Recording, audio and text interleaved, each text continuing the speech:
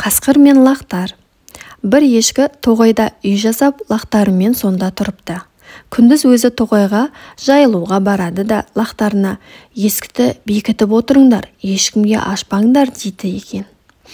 Ешкі үйіне қайтып оралғанда мүйізімен есікті қағып: "Лақтарым, қарақтарым, естіді ме құлақтарың? Сүтін жинап келеді енең, еміп тойсын тамақтарың. Аш есікті, шырақтарым" деп өлеңдетеді екен. Шешесінің дауысын естіп, балалары есікті ашады. Ешкі лақтарын емізіп тойғызады да қайтадан тоғайға кетеді. Бірде мұны бір қасқыр көріп қалып, ешкі жоқта лақтарды жегісі келеді.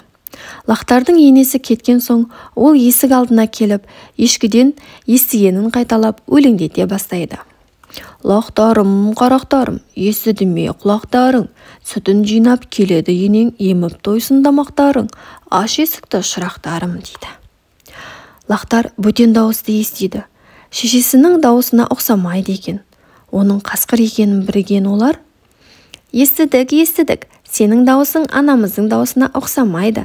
Қасқыр екеніңді кім білмейді? Кет, жөніңе жүре бер" деп есікті ашпайды. Қасқыр күтіп отырып, ақыры аузына түк түспей кетіп қалады.